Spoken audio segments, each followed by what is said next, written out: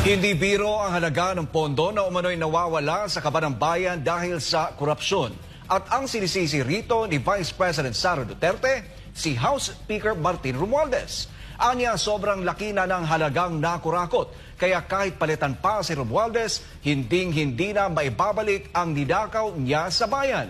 Si Jason Rubrico sa balita.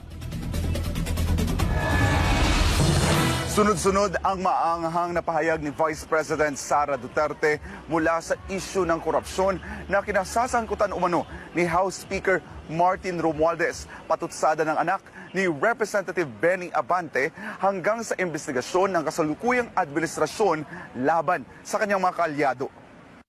Walang kumpirmadong impormasyon si Vice President Sara Duterte kaugnay ng umano'y pagpapalit kay House Speaker Martin Romualdez. Pero git niya, huli na ang lahat kung ito man ay mangyari dahil malaki na umano ang nakurakot